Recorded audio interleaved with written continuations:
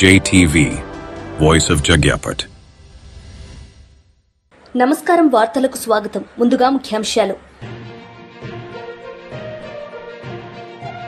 జమ్మూ కాశ్మీర్లో వీరమరణం పొందిన తెలుగు జవాన్ మురళీ నాయక్ కి మాజీ ఎమ్మెల్యే హఫీజ్ ఖాన్ ప్రగాఢ సంతాపం.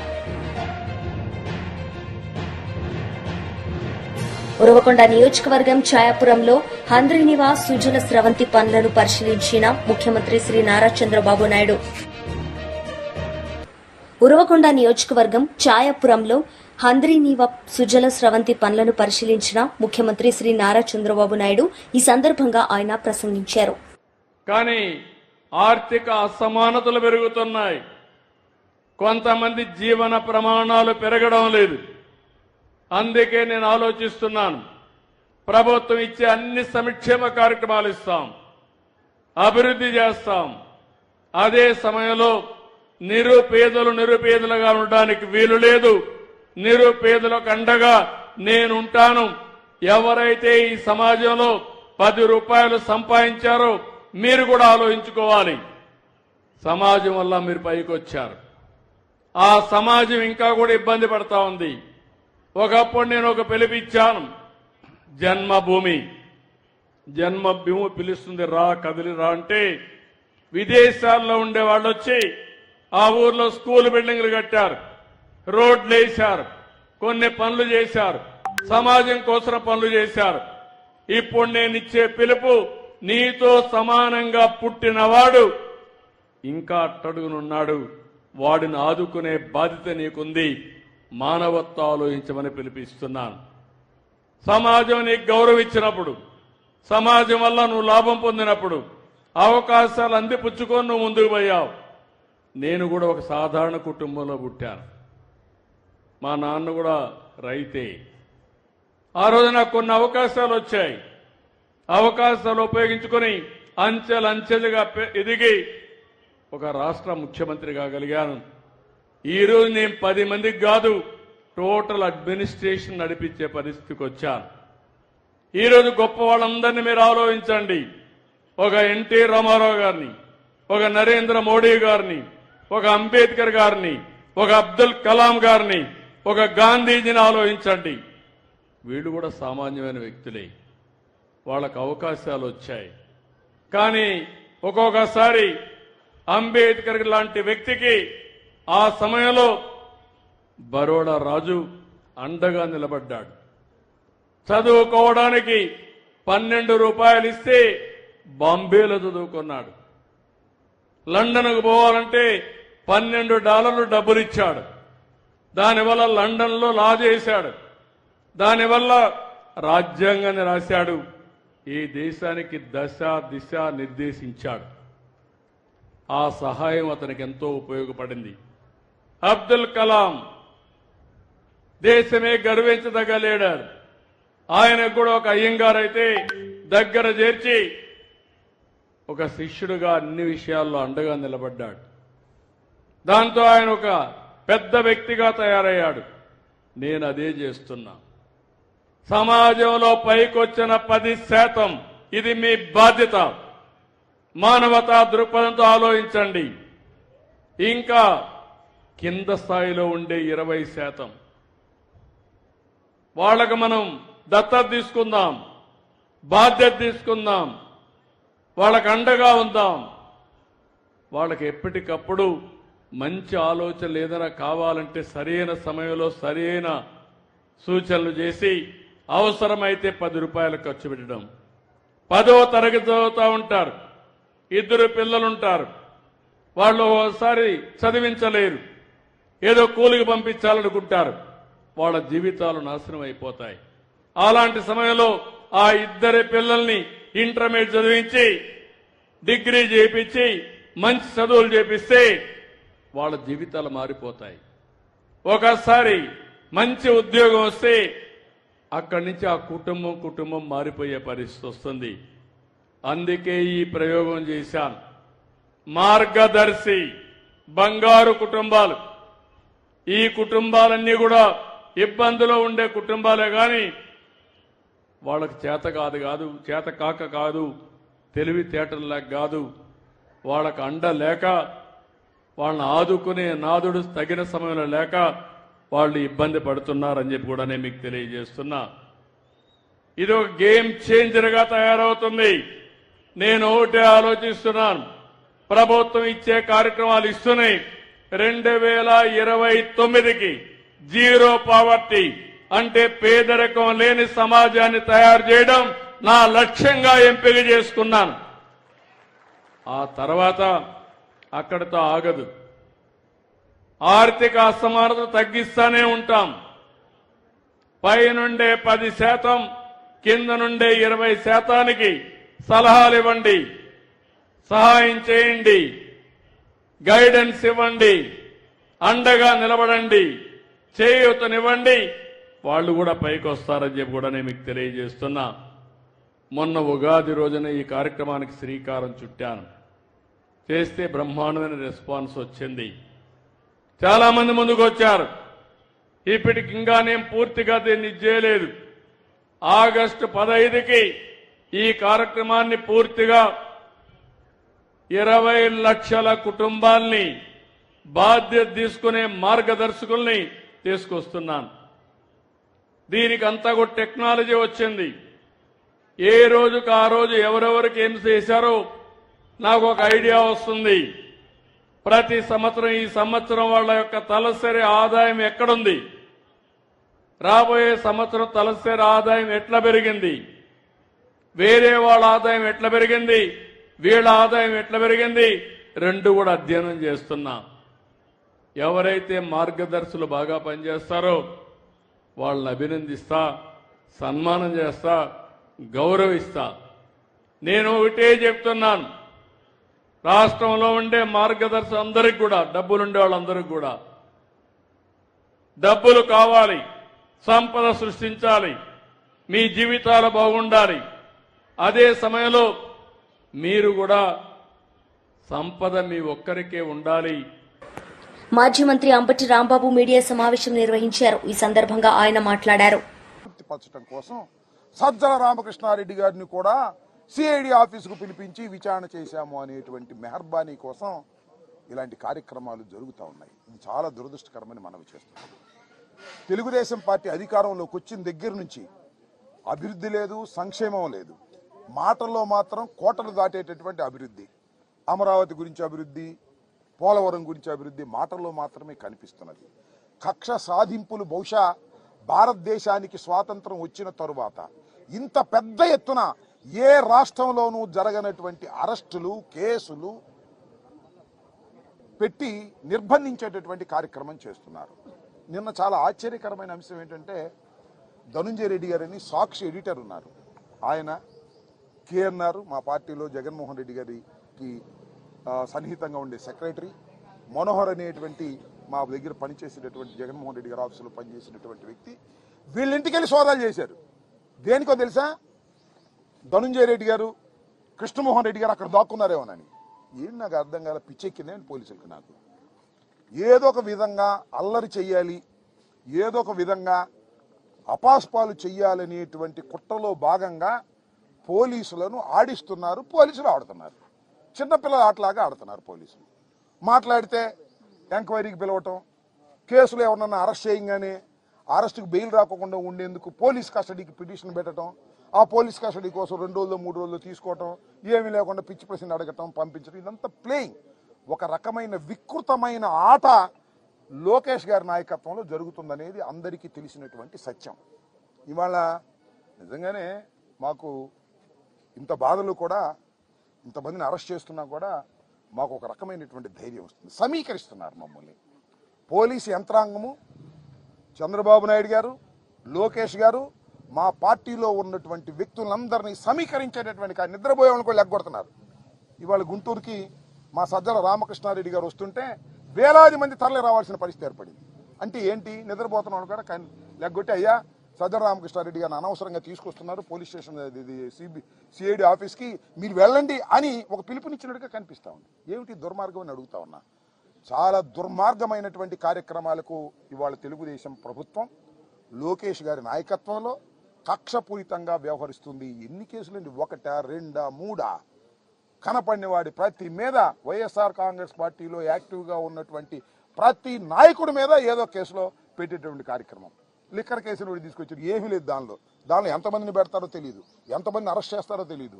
గందరగోళాలు చేసేటటువంటి పరిస్థితికి వాళ్ళ రాష్ట్ర ప్రభుత్వం పోలీసు యంత్రాంగాన్ని ఉపయోగించుకొని చేస్తున్నటువంటి ఈ దమనకాండని, ఈ కక్ష సాధింపు చర్యల్ని ప్రజలు గమనించాలని మనవి చేస్తున్నాం. ప్రభుత్వాలు శాశ్వతం కాదు. ఇవాళ ఉంటుంది ఈ ప్రభుత్వం, మళ్ళీ 5 సంవత్సరాలు ఇంకో ప్రభుత్వం వస్తుంది. మనం చూస్తున్నాం కదా, ఈ ప్రభుత్వమే చిరస్థాయిగా ఉంటుందా? లోకేష్ చంద్రబాబే ఉట్టిగట్టుకు ఊరేగుతారా? చంద్రబాబు ఎన్నిసార్లు ఓడిపోలేదు, లోకేష్ ఎన్నిసార్లు ఓడిపోలేదు. నేను ఒకటే మనవి చేస్తున్నా, జగన్మోహన్ రెడ్డి గారి నాయకత్వంలో 5 సంవత్సరాలు పరిపాలన చేసిన తర్వాత దురదృష్టవశాత్తు మేము ఓటమి పాలయ్యాం, అపోజిషన్లో ఉన్నాం. అపోజిషన్లో ఉండి మా కార్యక్రమాలు మేము చేస్తున్నటువంటి తరుణంలో మమ్మల్ని కక్ష సాధింపు చేయాలనేటువంటి ఉద్దేశంతో ఈ రకమైనటువంటి ధోరణితో రాష్ట్ర ప్రభుత్వం, ముఖ్యంగా పోలీస్ యంత్రాంగం, నేను మనవి చేస్తున్నా, పోలీస్ వారికి కూడా చాలామంది ఐపీఎస్ ఆఫీసర్లు ఉన్నారు, డీజీ ర్యాంక్ వాళ్ళు ఉన్నారు, అందరూ ఉన్నారు. మీరు ఏ లోకేష్ చెప్పాడనో ఎవరి మీద పడితే వాళ్ళ మీద కేసులు పెట్టి అనవసరంగా తీసుకువెళ్ళేటటువంటి పరిస్థితి చేయటం, డీజీ స్థాయిలో ఉన్నటువంటి వ్యక్తిని వాళ్ళ అరెస్ట్ చేసి లోపల పెట్టేటువంటి కార్యక్రమానికి ఒక దుష్ట సాంప్రదాయానికి మీరు తావిస్తున్నారు, దుష్ట సాంప్రదాయాలను మీరు సృష్టిస్తున్నారు. ఇదే సాంప్రదాయాలు వచ్చే ప్రభుత్వం కూడా పరిపాలించాలి అనేటువంటి పద్ధతుల్లో మీరు వ్యవహరిస్తున్నారు. ఇది చాలా దుర్మార్గమైనటువంటి అంశంగా నేను భావిస్తున్నాను. అంత డైవర్ట్ చేయటం, అభివృద్ధి జరగట్లేదని అడుగుతారేమోనని కేసులు, సంక్షేమం జరగట్లేదని అడుగుతారని కేసులు పెట్టడం, రోజుకు ఒకరిని అరెస్ట్ చేయటం, రోజుకు గందరగోళం చేయటం. ఈనాడులో, ఆంధ్రజ్యోతిలో ఫ్రంట్ పేజీలో ఒకే రోజు రకరకాల వార్తలు కరుణాకర్ రెడ్డి గారి మీద, అప్పిరెడ్డి గారి మీద, ఇంకా వాళ్ళ మీద వీళ్ళ మీద ఎవరి మీద కనపడితే వాళ్ళ మీద, ఎవరు యాక్టివ్గా ఉంటే వాళ్ళ మీద కేసులు పెట్టి అణచాలని ప్రయత్నం చేస్తున్నారు. నేను ఒకటే మనవి చేస్తున్నా, ఎంత అణచాలని ప్రయత్నం చేస్తారో అంత ఉవ్వెత్తున వైఎస్ఆర్ కాంగ్రెస్ పార్టీ ముందుకు సాగుతుందని కూడా మనవి చేస్తున్నా. నిర్బంధంలో పెట్టాలనుకుంటున్నారు, నిర్బంధాల నుంచి పోరాట పటిమతో ముందుకు వెళతామని కూడా ఈ సందర్భంగా నేను మనవి చేస్తున్నా. రాష్ట్రంలో ఉన్న వైఎస్ఆర్ కాంగ్రెస్ కార్యకర్తలందరికీ మనవి చేస్తున్నా, అధైర్యపడవలసినటువంటి అవసరం లేదు. వైఎస్ఆర్ కాంగ్రెస్ పార్టీకి లీగల్ టీమ్స్ అన్ని చోట్ల పనిచేస్తున్నాయి. ఏ చిన్న కేసు పెట్టినా వెంటనే న్యాయస్థానాలకు వెళ్లి పోరాడేటువంటి క్రమం చేస్తున్నాం. ఇవాళ కృష్ణవేణి మరి 22 రోజుల తర్వాత ఒక మహిళని అరెస్ట్ చేసి తీసుకెళ్లారు. మళ్ళీ ఆమెను ఇన్వెస్టిగేషన్ కోసం మళ్ళీ అడిగారు. మళ్ళీ ఒక కేసు తర్వాత ఇంకో కేసు పెట్టారు, 2-3 కేసులు పెట్టారు. ఇది కొత్త తత్వం. లోపలికి వెళ్ళిన తర్వాత కేసులు పెడతారు, అంతకుముందు కేసులు. నాకు అర్థం కాల. ఈ రకంగా 311 వేస్తారు. ఈ రకంగా చేసి కృష్ణవేణి గారిని కూడా ఇవాళ నిన్న అనుకుంటారు. బీజేపీ మహిళా లీడర్ మీడియా సమావేశం నిర్వహించారు. ఈ సందర్భంగా ఆమె మాట్లాడారు. మంది పోయినారు, ఇంకెంతమంది మన తెలంగాణ రాష్ట్రంలో ఈ చొరబడి వచ్చినటువంటి పందికొక్కులని ఎప్పుడు పంపిస్తారని చెప్పి మేము అడుగుతా ఉన్నాం.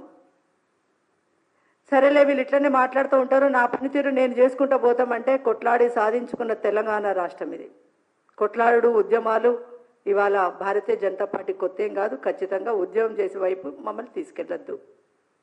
ఇప్పటికైనా ఎవరైతే ఇక్కడ ఉన్నారో, ఎంతమందిని పంపించినాం, ఎంతమంది ఉన్నారు, వాళ్ళని ఎప్పుడు వారం రోజుల 5 రోజుల ఎన్ని రోజుల గడువు తీసుకుంటారో వాళ్ళని పంపించాలి. మొట్టమొదట ఎంతమంది ఉన్నారన్న లిస్టు మాత్రం పెట్టాల్సినటువంటి బాధ్యత ఈ రాష్ట్ర ముఖ్యమంత్రి ఉంది.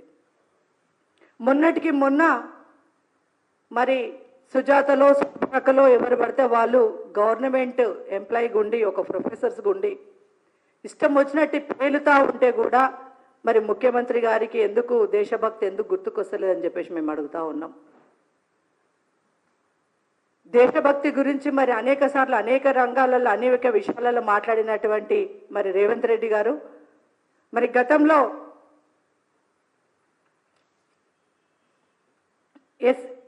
ఎస్ఆర్ఎం యూనివర్సిటీలో ఇట్లనే ఒక ప్రొఫెసర్ పిచ్చి వాగితే అక్కడి నుంచి వాళ్ళు సస్పెండ్ చేసిండ్రు. భారతీయ జనతా పార్టీ తరఫున మా డిమాండ్ కూడా ఏంది అంటే, బాధ్యత గల ఉద్యోగాలలో ఒక ప్రొఫెసర్ అంటే గురువు. తల్లిదండ్రుల తర్వాత దేశానికి ఎవరు ప్రధానమంటే ఒక గురువు. మరి ఒక ప్రొఫెసర్ అయ్యుండి ఇష్టం వచ్చినట్టు ఫేస్బుక్లలో, సోషల్ మీడియాలలో పెట్టి మళ్ళీ క్షమించండి అని అంటే ఇక్కడ భారతదేశంలో బతుకుతూ, భారతదేశపు గాలి పీలుస్తూ, భారత గడ్డ మీద ఉంటూ ఒక స్త్రీగా ఆలోచన మర్చిపోయి పహల్గామాలో ఎంతోమంది మహిళల సింధూరం నేలపాలైందని తెలిసి కూడా ఇష్టం వచ్చినటువంటి పేలినటువంటి ఆ శూర్పణఖలు ఎవరైతే ఉన్నారో సుజాతల శూర్పణఖల వాళ్ళ మీద ఖచ్చితంగా సస్పెండ్ చేయాల్సినటువంటి బాధ్యత రేవంత్ రెడ్డికి ఉందని చెప్పి మేము గుర్తు చేస్తా ఉన్నాం. చేయనట్లయితే వారొక్కరే కాదు, ఎవరైతే ప్రభుత్వ ఉద్యోగాల నుండి ఇష్టం వచ్చినట్టు పేర్లేటువంటి వాళ్ళ మీద మీ చేతులు ఉన్నటువంటి అధికారమే కదా, ఖచ్చితంగా వాళ్ళని సస్పెండ్ చేయాలని చెప్పి మేము పార్టీ తరపు నుంచి, మా బీజేపీ పార్టీ తరపు నుంచి మేము మీకు డిమాండ్ చేస్తూ ఉన్నాం. ఇంకొక విషయానికి వచ్చినప్పుడు ఏంటంటే నమస్తే తెలంగాణ పేపర్. మరి నమస్తే తెలంగాణ పేపర్కి సంబంధించి ఒక రాజ్యసభ మెంబర్ది అది. మరి దేశానికి భారతదేశం తరపున మాట్లాడతారా, పాకిస్తాన్కి ప్రతినిధిగానో, పాకిస్తాన్ అధికార ప్రతినిధిగానో, లేకపోతే ఆ ఉర్దూ భాషలు ఉర్దూ వాళ్ళు వాడుకుంటా ఇట్లా పేపర్లలో రాయడం, దీని బాధ్యత రాజ్యసభ సభ్యుడిది కాదా అని చెప్పి మేము అడుగుతా ఉన్నాం. దీని బాధ్యత వారే దీనికి వివరణ ఇవ్వాలి. ఇంకొకసారి ఇలాంటి పిచ్చి పిచ్చి రాతలు రాస్తే మరి తెలంగాణ నమస్తే తెలంగాణ పేపర్ అనేది రాష్ట్రంలో ఎట్లా చెల్లమని అవుతుందో కూడా మేము చూస్తామని చెప్పి మేము చెప్తా ఉన్నాం. ఎందుకంటే ఇది రాజకీయ పార్టీల ముచ్చట్లు కాదు. ఇది ఇవాళ రాజకీయ పార్టీ గురించి మేము మాట్లాడట్లేదు. దేశం కోసము, దేశ భద్రత కోసము, దేశంలో ఉన్నటువంటి పౌరుల కోసము, పౌరుల భద్రత కోసం మేము మాట్లాడుతూ ఉంటే మీరు ఇష్టం వచ్చినట్టుగా ఇష్టం వచ్చిన వ్యవహారాలు ఈ దేశంలో చేయడానికి వీలేదు. తెలంగాణ రాష్ట్రంలో అంతకంటే లేదు.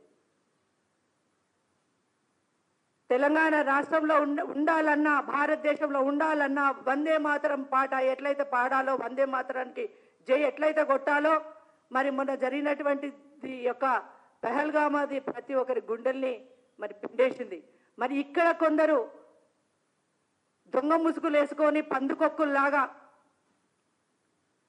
విషపు పురుగులకు పుట్టినటువంటి విత్తనాలలాగా ప్రవర్తన నిజంగా అసహ్యం వేస్తూ ఉంది. ఇటువంటి వాళ్ళు మన దేశంలో ఉన్నారు కాబట్టే ఇంకా ఇన్ని బాధలు మనకు ఉంటున్నాయని. స్వతంత్ర భారతదేశంలో దరిద్రం ఎక్కడుందిరా నాయన అంటే ఇలాంటి దేడ్ దిమాకు, సగం దిమాకు ఉన్నోళ్ళ వల్లనే దేశానికి ఇబ్బంది జరుగుతూ ఉందనేది తెలియజేస్తూ ఉన్నాం. ముఖ్యంగా రేవంత్ రెడ్డి గారు మాత్రం ఈ విషయంలో ఎంతమంది చెరబడి ఉన్నారు, ఎంతమంది అక్రమంగా ఉన్నారు అనేది వీళ్ళ యొక్క లెక్కలు చెప్పాలి. ఎంతమంది వెళ్ళిండ్రు, ఎంతమంది ఉన్నారు, ఎంతమందిని ఇంకెప్పుడు పంపిస్తారు. అవసరం లేని ఎవరైతే అనవసరమైనటువంటి మాటలు పేలుతున్నారో వాళ్ళని సస్పెండ్ ఎప్పుడు చేస్తారు, ఎట్లా చేస్తారు, ఇవన్నీ కూడా ముఖ్యమంత్రికి మేము డిమాండ్ చేస్తున్నాం. ఇవి చేయాల్సిందిగా కోరుతున్నాం. మరి దేశం యొక్క భద్రత కోసం ఇవాళ చాలామంది పిచ్చి పిచ్చి సినీ యాక్టర్లు కూడా ఏది పడితే అది మొరుగుతూ ఉన్నారు. అసలు అవగాహన లేకపోతే నోరు మూసుకొని ఉండండి. కానీ ఈ దేశంలో ఉండి ఈ దేశం యొక్క ప్రజల దీవెనతో బతుకుతున్నటువంటి వాళ్ళు నీలాపొద్దు, లేకపోతే బార్డర్లో ఉన్నటువంటి ఇండియన్ ఆర్మీలను. జమ్మూ కాశ్మీర్లో వీరమరణం పొందిన తెలుగు జవాన్ మురళీ నాయక్ కి మాజీ ఎమ్మెల్యే హఫీజ్ ఖాన్ ప్రగాఢ సంతాపం తెలిపారు. జమ్మూ కాశ్మీర్లో వీరమరణం పొందిన తెలుగు జవాన్ మురళీ నాయక్ గారి కుటుంబ సభ్యులకు నా ప్రగాఢ సంతాపం. దేశ భద్రత కోసం తన ప్రాణాలను అర్పించి మురళీ నాయక్ గారి త్యాగాన్ని ఈ దేశ ప్రజలు ఎన్నిటికీ మరవరు అని చెప్పి తెలియజేసుకుంటున్నాం. ఈ విషాద సమయంలో ఆయన కుటుంబానికి భగవంతుడు శక్తి, ధైర్యము ఇవ్వాలని చెప్పి మనస్ఫూర్తిగా కోరుకుంటున్నాను. అలాగే భారతదేశం నిన్న రాత్రి ఏదైతే పాకిస్తాన్ పైన దాడి చేసిందో తన శక్తిని ప్రపంచానికి చూపించింది. మన దేశాన్ని విడదీయాలని ప్రయత్నించిన వాళ్ళు ఇప్పుడు వాళ్ళ స్థానం ఏమిటి అని తెలియజేసింది. మనల్ని విడదీయాలని చూసిన పాకిస్తాన్ ఇప్పుడు తన సైన్యంలో, రాజకీయాల్లో, రాష్ట్రాల్లో విడిపోతుంది. వాళ్ళు మన దేశంలో విభేదాలు సృష్టించాలి అని అనుకున్నారు. కానీ ప్రతి భారతీయుడు కూడా మేమందరం ఒకటే అని చెప్పి నిలబడ్డారు. మన సైన్యం ధైర్యంగా, తెలివిగా శత్రువుని ఎక్కడ దెబ్బ కొట్టాలో అక్కడ దెబ్బ కొట్టింది, ధ్వంసం చేసింది. మన జవాన్లు భారతదేశాన్ని కాపాడారు, మన ప్రజలు ప్రాణాల్ని రక్షించారు. భారత్ ఎప్పుడు తల వంచదు, ఎప్పుడు వెనకడుగు వేయదు, శాంతి కోరుకుంటది. కానీ అవసరమైతే దిమ్మ తిరిగే బలంతో సమాధానం కూడా చెబుతుంది అని చెప్పి మరొకసారి తనపై చేస్తున్న ఆరోపణలపై విచారణకు సిద్దమని చీరాల మున్సిపల్ చైర్మన్ జంజనం శ్రీనివాసరావు అన్నారు. శుక్రవారం తన కార్యాలయంలో నిర్వహించిన విలేకరుల సమావేశంలో ఆయన మాట్లాడారు. బాపట్ల జిల్లా చీరాల పురపాలక సంఘం చైర్పర్సన్ గా 2021 మార్చి 18 నుంచి చైర్పర్సన్గా కొనసాగుతూ ఉన్నాను. ఈ నెల 14వ తేదీన అవిశ్వాస తీర్మానం ఏర్పాటు చేయమని కొంతమంది కౌన్సిలర్స్ కలెక్టర్ గారిని కలిసి రికమెండేషన్ ఇవ్వడం జరిగింది. దానికి అనుగుణంగా జిల్లా కలెక్టర్ అండ్ డిస్ట్రిక్ట్ మ్యాజిస్ట్రేట్ గారు నిబంధనల ప్రకారం ఆర్డీఓ గారి ద్వారా ఈ నెల 14వ తేదీ ఉదయం 10:30 అవిశ్వాస తీర్మానాన్ని చిరాల పురపాలక సంఘ కౌన్సిలర్లు ఏర్పాటు చేస్తున్నారు. ముందుగా వారికి మా హృదయపూర్వక ధన్యవాదాలు. దీనికంటే ముందుగా రాజకీయాల్లో 2021లో ప్రవేశించి పెద్దలు పూజ్యులు చిరాల శాసనసభ్యులుగా, రాష్ట్ర ముఖ్యమంత్రిగా, తమిళనాడు గవర్నర్గా ఉన్నటువంటి కుంజేటి రోసయ్య గారు దివంగత నేత ఆధ్వర్యంలో నేను కాంగ్రెస్ పార్టీలో 3 సంవత్సరాలు పనిచేశాను. 2002లో చేనేతలు వాడే చిలకలూరుకి 9.2% ఎక్సైజ్ డ్యూటీ విధించిన సందర్భంలో చురుకైన పాత్ర పోషించి చేనేత కార్మిక సంఘ నాయకులు, జనసమాఖ్య వ్యవస్థాపకులు నాకు అన్న సమ్మానులు మాచర్ల మోహన్ రావు గారు, అదేవిధంగా చిరాల ప్రాంతంలో ఉండేటువంటి మాస్టర్స్ అందరిని కూడా ఐక్యం చేసి అనేక మంది పెద్దలు కార్మిక సంఘ నాయకులందరితో కూడా కలిసి చేనేత రంగాన్ని బ్రతికించుకోవడం కోసం ఆ రోజున కేంద్ర ప్రభుత్వాన్ని అభ్యర్థించడం జరిగింది. ఆ సందర్భంలో కుంజేటి రోసయ్య గారి సారథ్యంలో మరి మనకి సీఎస్గా చేసిన సమీర్ శర్మ గారు ఆనాడు చేనేత కమిషనర్గా ఉన్నారు. మొట్టమొదటిగా మమ్మల్ని 2022 ఫిబ్రవరి 8వ తారీఖున సమీర్ శర్మ గారితో మీటింగ్ ఏర్పాటు చేసి 2022 ఏప్రిల్ 6-7 తేదీల్లో మరి ఎవరైతే కాంగ్రెస్ పార్టీ అధ్యక్షురాలు ఉన్నారో సోనియా గాంధీ గారిని బృందాన్ని తీసుకెళ్లాం. ఆ రోజున మొదలుపెట్టిన ప్రయాణం చేనేత రంగాన్ని బతికించుకోవడం కోసం, ప్రజా సమస్యల పట్ల పనిచేద్దామనే ఉద్దేశంతో ఒక చేనేత కార్మికుడిగా ఉన్న నేను, రాజకీయ కుటుంబంగాని మేము అక్షరాలు నేర్చుకుంటూ గురువులేని విద్యగా 2024 వరకు కూడా కాంగ్రెస్ పార్టీలో చురుకైన కార్యకర్తగా పనిచేసింది. తదుపరి పెద్దలు కుంజేటి రోసయ్య గారు శాసనసభ అభ్యర్థిగా ప్రకటించిన తర్వాత నేను మా గురుదేవులు పూజ్యులు పెద్దలు దైవ సమానులు కదం బలరామకృష్ణమూర్తి గారి యొక్క సారథ్యంలో, వారి యొక్క శిష్యర్గంలో రామనాయుడు గారు రెండోసారి ఎంపీగా పోటీ చేస్తున్నప్పుడు హైదరాబాద్ లో నేను తెలుగుదేశం పార్టీలో చేరి అప్పటి నుండి కూడా ప్రస్తుతం నారాయణ కాలేజీ ఉన్నటువంటి మా సొంత ఆస్తిలో తెలుగుదేశం పార్టీ కార్యాలయాన్ని స్థాపించి నా చేనేత వ్యాపారం, నా రియల్ ఎస్టేట్ వ్యాపారం చేస్తూ నేను సంపాదించినటువంటి డబ్బును కూడా లెక్కించకుండా నేను నమ్ముకున్న సిద్ధాంతానికి పనిచేసిన విషయం చిరాల నియోజకవర్గంలో ప్రజలందరికీ, పాత్రికేయులందరికీ తెలుసు. మరి ఆ సందర్భంలో 2009లో మరి మహానుభావులు మరి ఈనాడు ముఖ్యమంత్రి నారా చంద్రబాబు నాయుడు గారు బలరామకృష్ణమూర్తి గారి సూచన మేరకు చిరాల తెలుగుదేశం పార్టీ శాసనసభ్యుడిగా నాకు అభ్యర్థిగా టికెట్ ఇవ్వడం జరిగింది. అట్ ద సేమ్ టైం మా అన్నగారు చిరాల శాసనసభ్యులు మరి ఎంఎం కొండయ్య గారు కూడా ఒంగోలు పార్లమెంట్ సభ్యులుగా బలరామకృష్ణమూర్తి గారే బీఫారం ఇచ్చడం జరిగింది. చిరాల శాసనసభ్యులు ఇవాళ ఎక్కడి నుంచి అయినా కొత్త ఏమో కానీ 2004 సంవత్సరం నుంచి గత 22 సంవత్సరాలుగా మేము అన్నదమ్ములుగా కరణం బలరామకృష్ణమూర్తి గారి శిష్యులుగా నారా చంద్రబాబు గారి నాయకత్వాన్ని మేము పనిచేశాం. తర్వాత ప్రజారాజ్యంలో ఓడిపోయినప్పటికీ కూడా వ్యాపార కారణాల చేత, ఆర్థిక ఇబ్బందుల వల్ల నేను 2 సంవత్సరాలు 3 సంవత్సరాలు స్తబ్దతగా ఉండి నా యొక్క వ్యాపార లావాదేవీలు చూసుకున్న విషయం అందరికీ తెలుసు. రాష్ట్ర విభజన తర్వాత మరి ఇండిపెండెంట్ గా పోటీ చేసే సందర్భంలో ఆమంచి కృష్ణమోహన్ గారు మరి మా సంఘీయులు గారిని, మా మిత్రులు గారిని కూడా సంప్రదించి చైర్పర్సన్ గా చంద్రన్ శ్రీనివాసరావు గారిని పురపాలక సంఘంలో 5వ వార్డులో పోటీ చేయించండి, నేను శాసనసభ్యులుగా ఉంటాను, ఇద్దరం చిరాల నియోజకవర్గం అభివృద్ధి చేద్దామంటే వారి మాటను విశ్వసించి నేను 2014 ఎన్నికల్లో మరి మార్చి 12వ తేదీన కొత్తపేటలో మా ఇంటికి వచ్చి కృష్ణమోహన్ గారు మన పార్టీలోకి సాధనకు ఆహ్వానించారు. మరి ఆటో గుర్తు మీద హైదరాబాద్లో పోటీ చేస్తే ప్రజలందరూ కూడా ఆశీర్వాదం గెలిపించారు. మరి 6 మంది ఆటో గుర్తు మీద గెలిచినప్పటికీ 12 మంది తెలుగుదేశం పార్టీ కౌన్సిలర్స్ గెలిచారు, 15 మంది వైసీపీ కౌన్సిలర్స్ గెలిచారు. ఆటో గుర్తు మీద 6 ఎవరికి ఓటేస్తే వాళ్లే చైర్మన్. మరి 2009లో కృష్ణమోహన్తో పాటు సమానంగా నేను తెలుగుదేశం పార్టీ శాసనసభ్యులుగా పోటీ చేసి 47 ఓట్లు తెచ్చుకొని ఒక పెట్టు తగ్గి ఏదైనా నమ్ముకుంటామని పనిచేద్దామని బేషాలకు పోకుండా టీడీపీకి ఇన్ఛార్జిగా ఉండి 5వ వార్డు కౌన్సిలర్గా గెలిచి ఒక సాధారణమైన కౌన్సిలర్స్ పక్కన బల్ల మీద కూర్చున్నా. నేను ఎందుకని ఆమంచి కృష్ణమోహన్ ఆ రోజు నాకు ఇచ్చిన హామీ మేరకు నా స్థాయి నాయకుడు నా మీద ఓడిపోయినా నన్ను నమ్మి కౌన్సిలర్గా వేశాడని మరి మీరు నిజాయితీగా ఆలోచించలేకపోయారు. నేను 4 సంవత్సరాలు ఉన్నా ఏ రోజు కూడా మీతో కలిసి ప్రయాణం చేసేది తప్ప ప్రెస్ మీట్లో కానీ ఆఫ్ ద రికార్డులో కానీ ఆమంచి కృష్ణమోహన్ ఎక్కడో కూడా చిన్న మాట కూడా నేను మాట్లాడలేదు. అది మా పెద్దలు నేర్పిన సంస్కారం, కన్నమల్ల కృష్ణమూర్తి గారు నేర్పిన సంస్కారం. కాబట్టి లాస్ట్ ఇయర్లో బతిలాడితే ఏఎంసీ చైర్మన్ గా 1 సంవత్సర కాలం చేశాను. 1 సంవత్సర కాలంలో ఎవరి దగ్గరైనా కానీ ₹1 డబ్బులు లంచం తీసుకోవడం కానీ చెక్ పోస్టుల్లో కానీ తీసుకుని ఉన్నా లేదో ఈ సమాజానికి తెలుసు. మరి తెలుగుదేశం పార్టీలో ఏఎంసీ చైర్మన్ ఉండగా మీరు 2000 వార్తలు ముగించే ముందు ముఖ్యాంశాలు మరోసారి.